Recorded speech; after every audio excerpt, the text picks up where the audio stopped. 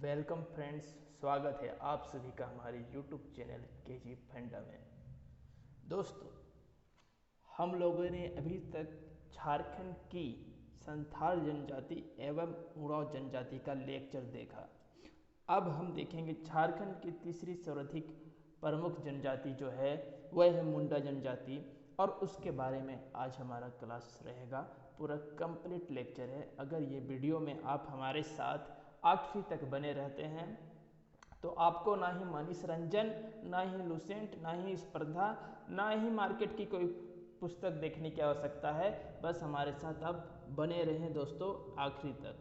तो देखिए, मैं आपको बता रहा हूँ कि जो मुंडा जनजाति है, मुंडा जनजाति सर्वाधिक जनसंख्या, मुंडा जनजाति क्या है? सर्वाधिक जनसंख्या है, तीसरी नंबर की सर्वाधिक जनसंख्या वाली जनजाति है। और इसकी जनसंख्या कितनी है? 14.56% जो इसकी है जनसंख्या है।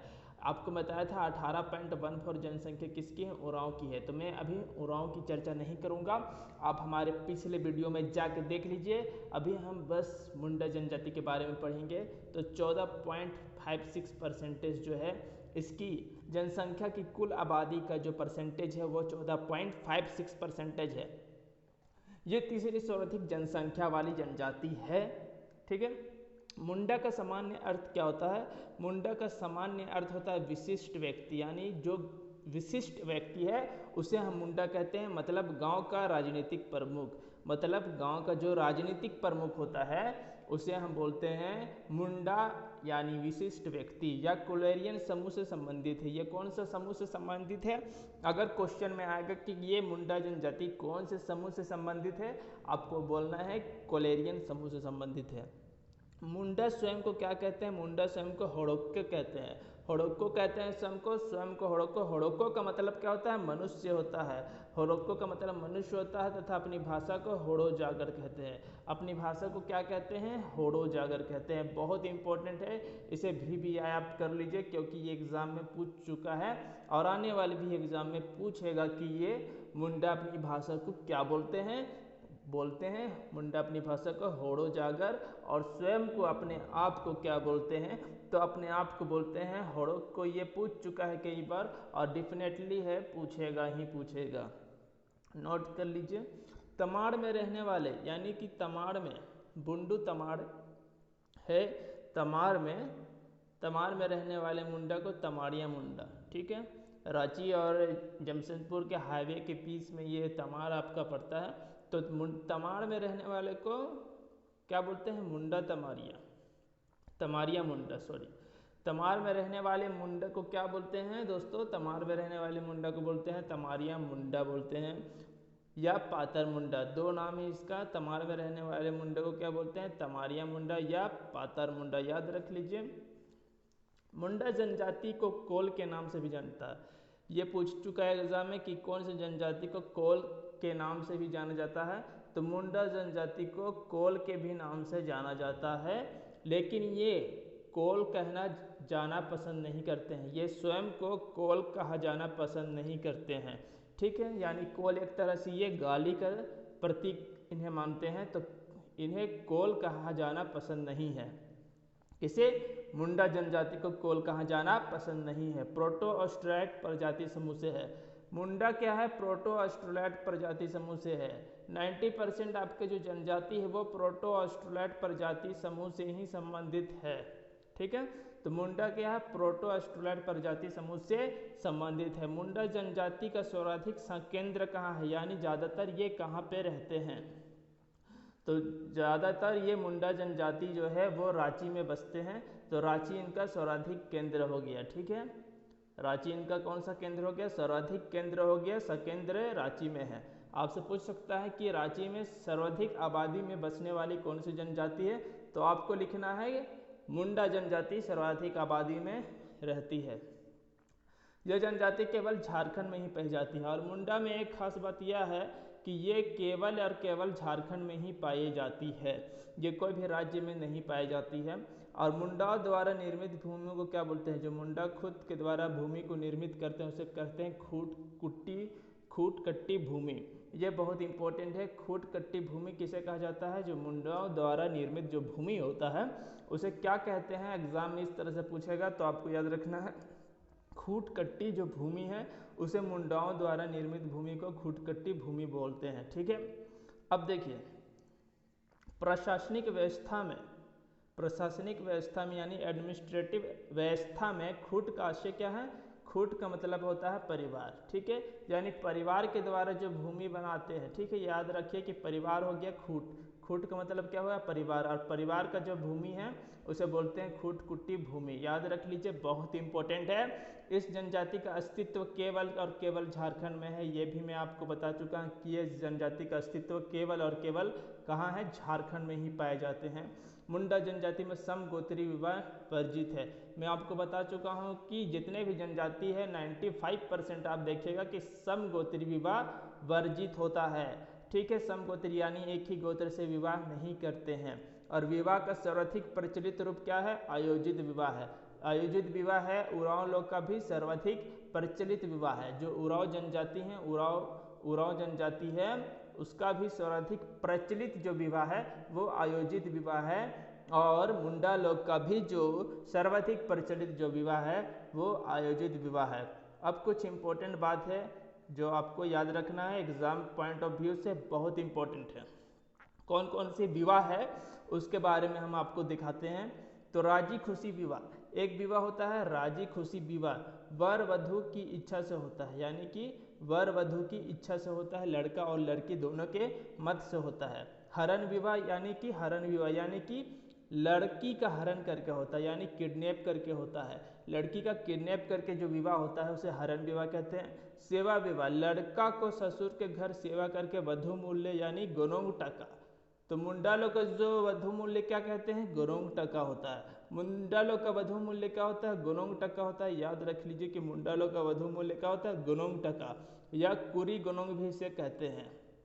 तो ये इंपॉर्टेंट है और एग्जाम में पूछेगा कि मुंडा लोग की जो वधु मूल्य है उसे क्या बोलते हैं? उसे बोलते हैं गोनोंग टका या कुरी गोनोंग। ठीक है, सेवा विवाह में क्या होता है? लड़का को ससुर के घर में सेवा करके वधु मूल्य जो लड़का को जो लड़की के को देना होता है। ठीक है, तो वधु मूल्य क्या हुआ? मुंडा जनजाति का कुरी गोनोंग या गोनोंग टका। ये बहुत बार पूछा है और डेफिनेटली है, पूछेगा ही पूछेगा। हठ विवाह, यानी कि हठ विवाह याद रखिए कि लड़की द्वारा लड़के के यहाँ लड़की को, ठीक है, लड़की को लड़के घर में बचपन से रहकर करना होता है बलात् प्रवेश में। लड़की द्वारा लड़के के यहाँ बलात् प्रवेश करके बचपन से रहकर करना होता है, यानी कि कोई लड़की को किसी के लड़के के घर में बचपन से ही जाके रह रहा है और उसका काम कर रहा है। ठीक है, तो उसी को बोलते हैं हम, इसे बोलते हैं हठ विवाह। सेवा विवाह में लड़का घर में जाता है लड़की के यहाँ, हठ विवाह में लड़की जो है वो आता है लड़का के घर में। ठीक है, बचपन से रह के, यानी हठ के जस्ट उल्टा हो गया सेवा विवाह। सेवा विवाह और हठ विवाह दोनों विपरीत हो गया। ठीक है, हरण विवाह मीन्स किडनैप करके होता है और राजी खुशी में इच्छा के अनुसार दोनों का विवाह हो जाता है राजी खुशी में। ठीक है, सर्वाधिक प्रचलित जो विवाह है, देखिए सर्वाधिक प्रचलित जो विवाह है वो है क्रय विवाह, यानी इसमें पैसा देके किया जाता है। सर्वाधिक प्रचलित जो विवाह है वो है क्रय विवाह। ठीक है, इसमें पैसा देके जो दहेज करते हैं वधु मूल्य देके किया जाता है। वधु मूल्य को क्या बोलते हैं? गोनोंग टका या कोड़ी गोनोंग। ठीक है, अब बहुत इंपॉर्टेंट जो टॉपिक है वो बताता हूँ मुंडा जनजाति से। देखिए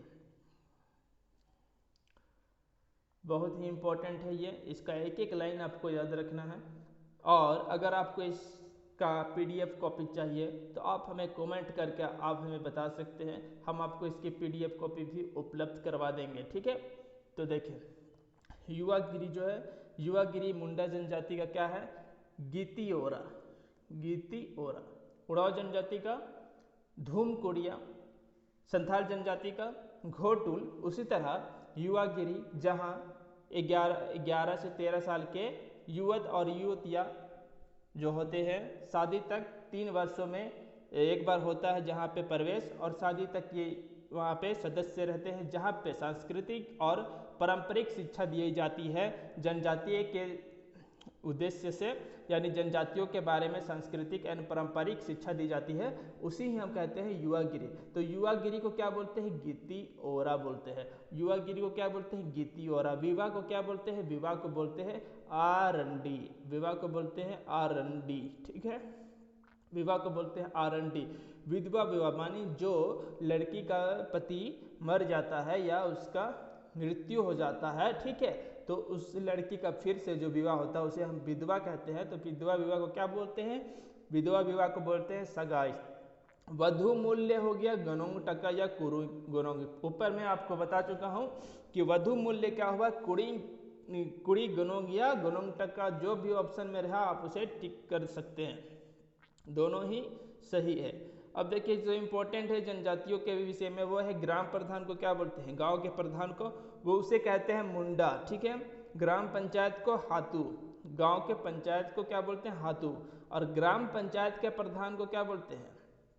ग्राम पंचायत को तो बोलते हैं हातू बोलते हैं, ग्राम पंचायत को क्या बोलते हैं? हातू बोलते हैं। और हातू का प्रधान कौन हुआ? यानी ग्राम पंचायत का प्रधान क्या कौन हुआ? हातू मुंडा हुआ। ग्राम पंचायत का प्रधान कौन हुआ? हातू मुंडा हो गया, ठीक है। उसी तरह कई गांव को मिलाकर जो बनी पंचायत है उसे क्या बोलते हैं? पढ़ा बोलते हैं। बहुत सारे गांवों को मिलाकर जो पंचायत बनाई जाती है उसे हम क्या बोलते हैं? पढ़ा बोलते हैं, ठीक है। और गांव के बीच के झगड़ों को, विवादों का निपटारा कौन करता है? पढ़ा पंचायत करती है। पढ़ा जो सभी गाँव को मिलाकर जो बनाते हैं, और एक गाँव से एक गाँव में जब लड़ाई हो जाता है तो उस झगड़े को विवाद करता है, पंचायत में उसका विवाद सुलझाया जाता है। अब देखिए वंशाकुल क्या होता है? वंशाकुल को खूट बोलते हैं। खूट मतलब क्या हुआ? परिवार होता है। खूट मतलब क्या होता है? उड़ाव जनजाति में परिवार होता है, यानी वंशाकुल को क्या बोलते हैं? खूंट बोलते हैं, ठीक है। पंचायत स्थल को क्या बोलते हैं? पंचायत स्थल को बोलते हैं अखड़ा। पंचायत स्थल का क्या नाम है? अखड़ा नाम है, ठीक है। मुंडा टोटेम इष्ट चिन्ह का पूजा करते हैं। मुंडा क्या करते हैं? इष्ट चिन्ह का, यानी टोटेम का। टोटेम मतलब मैं बता चुका हूँ कि यह होता है इष्ट चिन्ह। हर एक गोत्र का अलग टोटेम होता है, और रिजले के अनुसार 340 गोत्र से भी ज़्यादा है मुंडा जनजाति में। 340 गोत्र से भी ज़्यादा मुंडा जनजाति में है रिजले के अनुसार, ठीक है। तो मुंडा टोटेम इष्ट चिन्ह का भी पूजा करते हैं, यानी टोटेमिक चिन्ह का भी पूजा करते हैं, और उसी हम इष्ट चिन्ह कहते हैं, ठीक है। पढ़ा पंचायत प्रधान मानकी पद वंशागनुत होता है। पढ़ा का जो पंचायत होता है, यानी कि ये पढ़ा पंचायत जो होता है, जो सभी गाँवों का विवादों का भी निपटारा करती है, उसका जो प्रधान होता है, उसका जो हेड होता है वह वंशानुगत होता है, यानी जो उसका फादर है उसी का सन होगा वहाँ पे प्रधान, ठीक है। तो ये वंशानुगत होता है, वंशानुगत होता है, जो वंशानुवाली है उसी के हिसाब से ये चलते आता है, ठीक है। और गांव के दूसरे सदस्य इसमें प्रधान नहीं होते, जो वंशानुकल है वही इसका प्रधान होता है। अब देखिए यहाँ यदि स्त्री तलाक देती है, स्त्री तलाक देती है यानी कि लड़की तलाक देती है, तो इसे वधु मूल्य जो है गनोंग टका या कुड़ी गनोंग जो लड़का द्वारा दिया जाता है, जो लड़का द्वारा दिया जाता है उसे लौटाना पड़ता है, ठीक है। लड़की को लौटाना पड़ जाएगा, क्योंकि लड़की खुद अपनी इच्छा से तलाक दे रही है ना। अगर लड़की खुद अपनी इच्छा से तलाक दे रही है तो लड़की को सारा जो वधु मूल्य जो लड़का पार्टी देता है उसे लौटाना होता है, ठीक है। अब तलाक को क्या बोलते हैं? तलाक को बोलते हैं सकमाचारी। तलाक को क्या बोलते हैं? सकमाचारी। बहुत इंपॉर्टेंट है कि तलाक को क्या बोलते हैं? सकमाचारी, ठीक है। गोत्र को क्या बोलते हैं? किली। गोत्र को किली बोलते हैं। गोत्र को क्या बोलते हैं? किली। बहुत इंपॉर्टेंट है, ये सब याद रख लीजिए, क्योंकि एग्जाम में यही सब एक एक जो होता है ऑप्शन वाइज यही सब पूछा जाता है कि मुंडा जनजाति में गोत्र को क्या बोला जाता है, तो वो किली बोला जाता है। अब देखिए मैं बता चुका था कि रिजले के अनुसार मुंडा जनजाति में कितने गोत्र बताया गया है। तो रिजले के अनुसार मुंडा जनजाति में 340 गोत्र बताया गया है, ठीक है, 340 गोत्र। सोमा सिंह मुंडा, आपको बस इतना याद रखना है कि 340 गोत्र बताया गया है। 340 गोत्र कभी एग्जाम में कभी नहीं पूछेगा कि कौन कौन से गोत्र हैं, ठीक है। तो रिजले के अनुसार 340 गोत्र बताया गया है। सोमा सिंह मुंडा, सोमा सिंह मुंडा एक नाम है, सोमा सिंह मुंडा, ठीक है। तो सोमा सिंह मुंडा 13 उपशाखाओं में विभाजित किया है। सोमा सिंह मुंडा जो है उसने 13 उपशाखाओं में विभाजित किया है, जिसमें महली मुंडा और कंपाउंड मुंडा सर्वप्रमुख है। यानी कि इसको जो मुंडा की जो जनजाति, ये मुंडा की जो गोत्र है उसको 13 शाखाओं में विभाजित किया गया है और उसको 2 शाखाओं में विभाजित कर दिया गया है, जिसमें महली मुंडा और कंपाउंड मुंडा जो है प्रमुख है। 13 शाखाओं में इसी 340 गोत्र को विभाजित किया गया है, जिसमें कि ये बोलना ये चाह रहा है कि जिसमें महली मुंडा और कंपाउंड मुंडा सर्वप्रमुख है। लेकिन ये जो लाइन है ये बहुत इंपॉर्टेंट लाइन नहीं है, एग्जाम में ये इससे क्वेश्चन कभी नहीं पूछेगा, ठीक है। अब देखिए मुंडा भाषा कौन सी होती है? मुंडा भाषा मुंडारी होती है। मुंडा भाषा कौन सी होती है? मुंडा भाषा मुंडारी होती है, और जो कि ऑस्ट्रो एशियाटिक भाषा परिवार से है। मुंडा भाषा कौन सी भाषा से है? ऑस्ट्रो एशियाटिक भाषा परिवार से है, ठीक है। ऑस्ट्रो एशियाटिक भाषा जो है 95% ये ऑस्ट्रो एशियाटिक भाषा परिवार से ही आते हैं। सॉरी,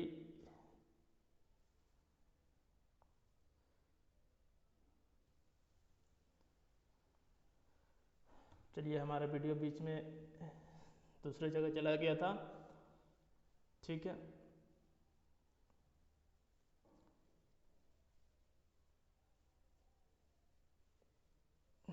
हम कहाँ पे थे?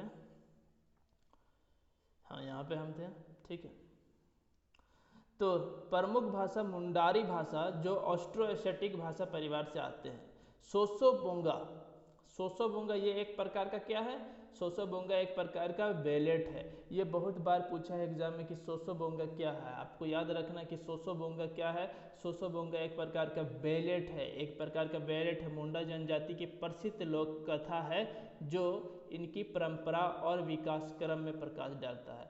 मुंडा जनजाति की प्रसिद्ध लोक कथा है। इसमें प्रसिद्ध लोक कथा मुंडा जनजाति की प्रसिद्ध लोक कथा को इसमें वर्णन किया गया है सोसोबोंगा में। यह एक प्रकार का बेलेट है।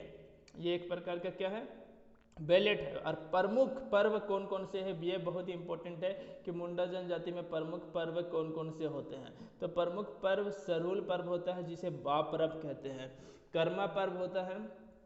कर्मा पर्व के बारे में हम आपको बता चुके हैं उरांव जनजाति में। उसके बाद सोहराई पर्व होता है, बा पर्व होता है, माघे पर्व होता है, माघ महीना में किया जाता है, फागु पर्व, फागु के महीने में जतरा पर्व, अनोबा पर्व, जितिया पर्व, बुरु पर्व दिसंबर के माह में बनाया जाता है।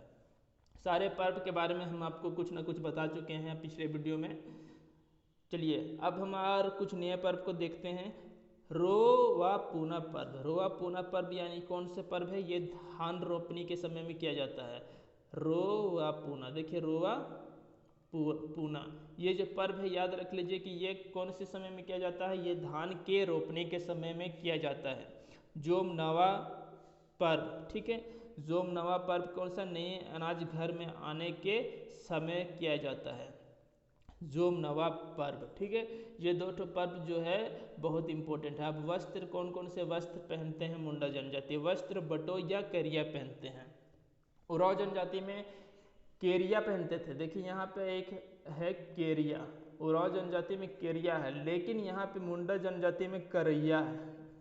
यहाँ पे अंतर आपको समझना चाहिए कि करैया यहाँ पे है, यहाँ पे केरिया है।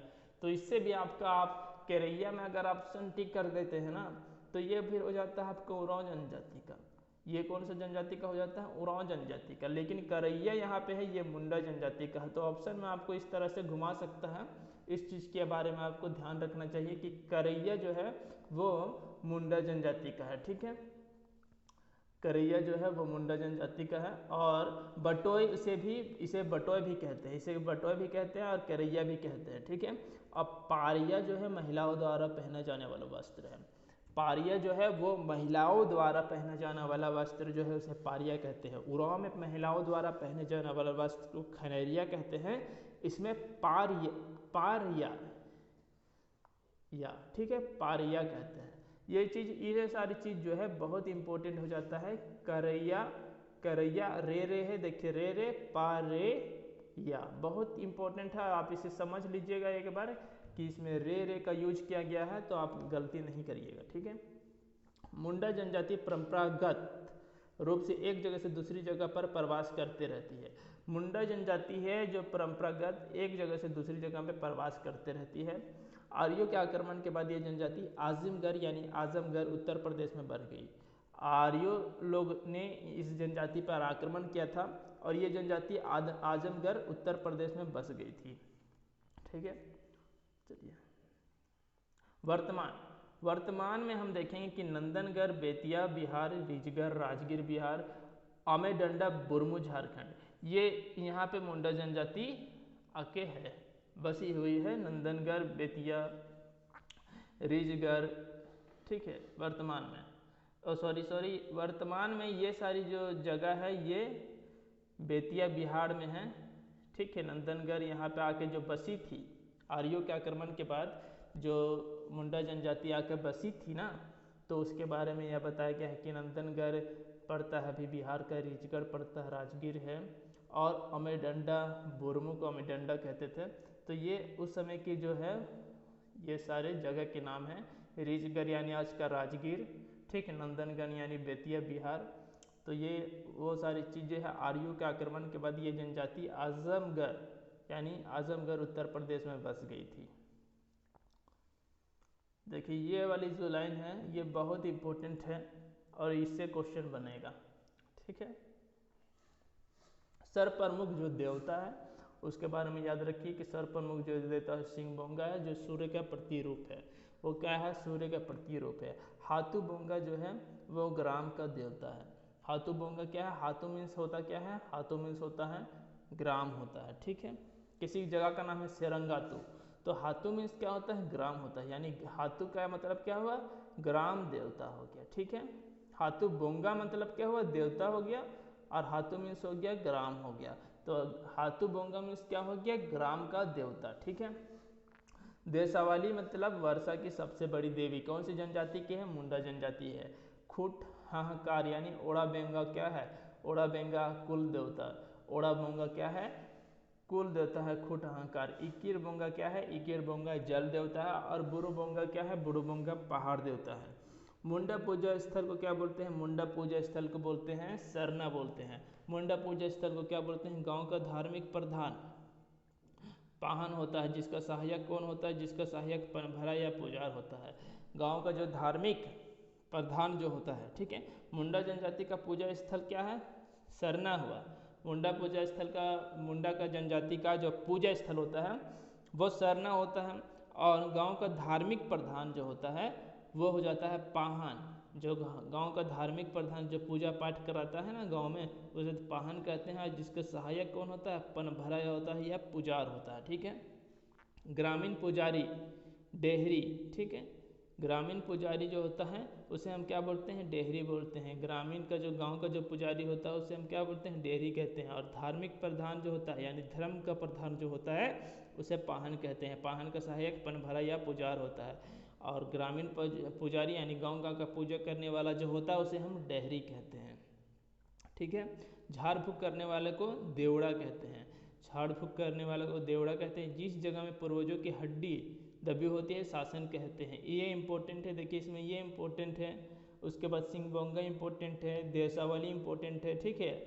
इकिड़ बोंगा जल देवता, पहाड़ देवता, बुढ़ू बोंगा, ये सारी इंपॉर्टेंट है। बहुत चीज़ इसमें इंपॉर्टेंट नहीं है। धार्मिक प्रधान को क्या बोलते हैं? पाहन बोलते हैं, ये याद रख लीजिए। पाहन का सहायक पनभरा या पुजार होता है। सब चीज़ इसमें इंपॉर्टेंट उतना भी नहीं है।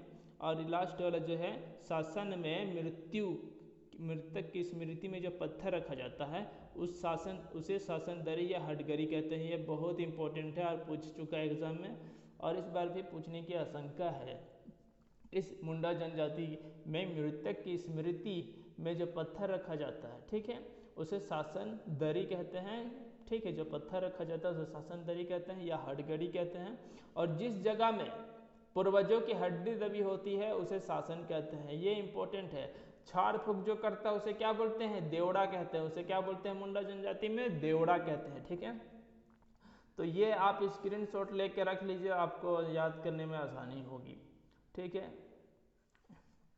अब देखिए पाहन को थोड़ी लगान, पाहन को थोड़ी लगान मुक्त भूमि मिली रहती है, मुक्त में जमीन मिली हुई रहती है पाहन को, जिसे डाली कटारी भूमि कहते हैं। ठीक है, यानी जो पाहन होता है यानी गांव का जो धार्मिक प्रधान होता है, जो पूजा पाठ कराता है, उसे फ्री में भूमि मिल जाती है और उसी भूमि को हम बोलते हैं डाली कटारी भूमि। ठीक है, अब देखिए एक प्रकार की और सेवा भूमि उसे मिलती है, वो जो गांव की जो सेवा करता है धार्मिक प्रधान होता है, तो उसे एक प्रकार की और सेवा भूमि मिलती है जिसे भूत खेता कहते हैं। जिसे क्या कहते हैं?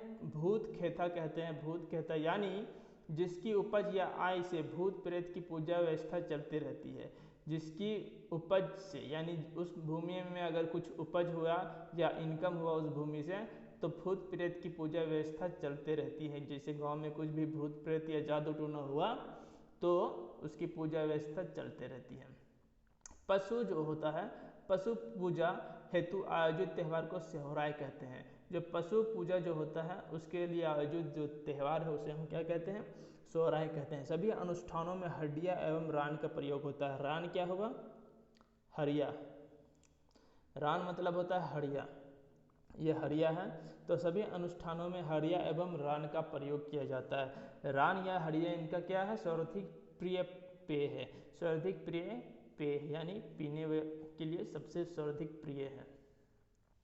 ठीक है, आर्थिक उपयोगिता के आधार पर इनकी भूमि 3 प्रकार की है। यानी इकोनॉमिकली आप देखें तो इनकी भूमि कितनी प्रकार की है? 3 प्रकार की इनकी भूमि है। पंकु भूमि यानी हमेशा जो उपज देती है, हमेशा फर्टिलिटी रहती है, उसे हम पंकु भूमि कहते हैं। नागरा मिट्टी, जैसे आप बोलते हैं नागरा मिट्टी, तो नागरा मिट्टी जो होती है औसत उपज देती है यानी एवरेज उपज देती है। और खिरसी मिट्टी यानी बालू युक्त मिट्टी, जिसमें बालू मिक्स होती है तो उसे खिरसी मिट्टी कहते हैं। यानी हमेशा जो अच्छी क्वालिटी की मिट्टी है वो है पंकु मिट्टी। पंकु मिट्टी अच्छे क्वालिटी की है, उसके नीचे है नागरा मिट्टी और सबसे खराब मिट्टी है खरसा मिट्टी, खिरसी मिट्टी जो बालू युक्त है। नागरा एवरेज उपज देती है और पंकु जो है हमेशा उपज देती है। ये इकोनॉमिकली कंडीशन से मिट्टी के 3 प्रकार हैं। चलिए, मुंडा समाज के शवों को जलाने तथा दफनाने दोनों की प्रक्रिया विद्यमान है, परंतु दफनाने की प्रथा अधिक प्रचलित है। यानी इसे शासन की व्यवस्था ज़्यादा है और जहाँ पे दफनाते हैं वहाँ पे एक पत्थर रख देते हैं और उसे क्या कहते हैं? शासन दरी। शासन दरी या हडगड़ी, जैसे कि पिछले वाले जो लाइन था उसमें बताया हूँ शासन दरी या हडगड़ी। ठीक है, उसमें मैं बताया हूँ। तो शासन दरी और हडगड़ी इम्पोर्टेंट है, तो ये ज़्यादातर दफनाते हैं, अपने जो शवों को दफनाते हैं। ठीक है,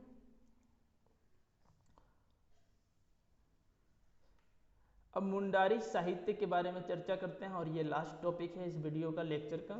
तो मुंडारी साहित्य जो सोसोबोंगा है, सोसोबोंगा को बेलेट के रूप में गढ़ा गया है। एक प्रकार का बेलेट के रूप में गढ़ा गया है, जो एक प्रमुख कथा है, प्रमुख कथा जिसे देवड़ा द्वारा धार्मिक रीति के साथ कही जाती है। बेलेट है, इसी के लिए ये देवड़ा के द्वारा। देवड़ा कौन होता है? देवड़ा जो आपका झाड़ फूक करता है, जादू टोना करता है, देवड़ा। देवड़ा जो झाड़ फूक करने वाला जो होता है उसे हम क्या बोलते हैं? देवड़ा। ठीक है, यही है देवड़ा। तो देवड़ा के द्वारा जो होता है सोसोबोंगा पढ़ा जाता है। ये एक प्रकार का बेलेट है, ये बहुत इंपॉर्टेंट है, पूछा गया है और धार्मिक रीति के साथ पढ़ी जाती है, एकदम धार्मिक पूजा पाठ के साथ इसे पढ़ा जाता है। सर्वप्रथम जो पुस्तक है वो है मुंडा प्राइमर, 1873 में जे.सी. व्हिटली ने। ठीक है, अब देखिए प्राइमर आप कभी घर में लगाइएगा प्राइमर, तो प्राइमर लगाइएगा तो क्या होगा? वाइट हो जाएगा, वाइट हो जाता है। तो इसी से याद रख लीजिए कि प्राइमर है मुंडारी प्राइमर और इसे लिखा है व्हिटली ने। तो आपसे बस ये पूछेगा कि राइटर का नाम पूछेगा, आपसे डेट कभी नहीं पूछेगा, ये आप निश्चिंत रहिए। ठीक है, पहली व्याकरण कौन सी है? मुंडारी ग्राम। मुंडारी ग्राम है, ये पहली व्याकरण है 1882 में नोटरोट ने लिखा है पहली व्याकरण मुंडारी ग्राम। ठीक है,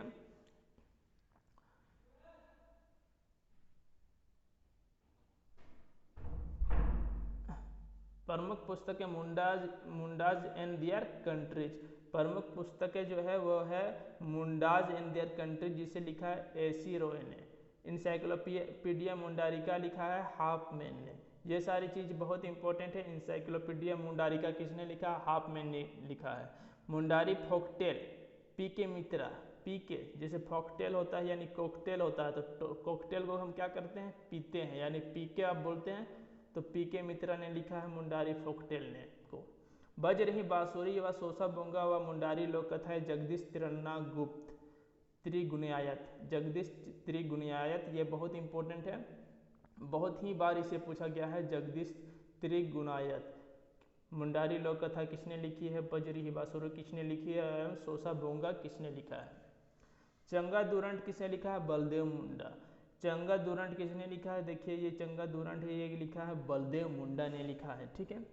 बिरसा भगवान नाटक, ये एक नाटक है बिरसा भगवान, इसे सुखदेव वारदियार ने लिखा है। सुखदेव वारदियार, ये भी पूछ चुका है बहुत बार ही, बहुत इंपॉर्टेंट है सुखदेव वारदियार। इंसाइक्लोपीडिया मुंडारिका, इंसाइक्लोपीडिया मुंडारिका को मुंडारी भाषा एवं साहित्य का विषय कोश माना गया है। विश्वकोश किसे माना गया है? इंसाइक्लोपीडिया मुंडारिका को माना गया है, जो कि मुंडारी भाषा एवं साहित्य का विश्वकोश माना गया है। ठीक है, मुंडारी भाषा एवं साहित्य का विश्वकोश माना गया है। लोकगीत जो है मुंडा दुरहा है, जिसे WG आर्चर ने लिखा है। लोकगीत दुरहा है, देखिए लोकगीत क्या है? दुरहा है, मुंडा दुरहा, जिसे लिखा है आर्चर ने। किसने लिखा है? आर्चर ने लिखा है। मुंडारी टोट कठारी, बहुत ही इंपॉर्टेंट है। मुंडारी टूट को ठारी, मुंडारी टूट कठारी रामदयाल मुंडा ने लिखा है, और इसे 2000 में साहित्य अकादमी पुरस्कार भी मिला है। इसी से ये बहुत ही इंपॉर्टेंट हो जाता है कि रामदयाल मुंडा को 2000 में साहित्य अकादमी पुरस्कार मिला है, और इन्होंने लिखा है मुंडारी टूट कठारी। ठीक है, मुंडारी टूट कोठारी। पत्रिका आदिवासी सकम किसने लिखा है? जयपाल सिंह मुंडा। जयपाल सिंह मुंडा वही थे जो 1928 में एम्स्टर्डम ओलंपिक गेम में गोल्ड मेडल भारत को जिताए थे। ठीक है, 1928 में इन्होंने गोल्ड मेडल जीता था। एम्स्टर्डम ओलंपिक हॉकी के खिलाड़ी थे, प्रसिद्ध हॉकी के खिलाड़ी थे और राजनीतिक भी थे। तो चलिए, ये था मुंडा का कुछ प्रमुख जो है टॉपिक है, जो अक्सर एग्जाम में पूछ चुका है और आने वाले अपकमिंग एग्जाम में भी पूछने की पूरी चांसेस है। तो ये अगर वीडियो अच्छा लगता है तो दोस्तों के साथ शेयर कीजिए, और हमारे चैनल को आप सब्सक्राइब कर दीजिए, साथ ही साथ बेल आइकन का भी बटन दबा दें, और लाइक करना नहीं भूलें दोस्तों। और भी इसी तरह झारखंड की और करंट अफेयर्स की वीडियो जानने के लिए हमारे चैनल को आप सब्सक्राइब कर लें, और हमसे जुड़ जाएं। ज़्यादा से ज़्यादा लोगों को आप जोड़ने की कोशिश करें। धन्यवाद।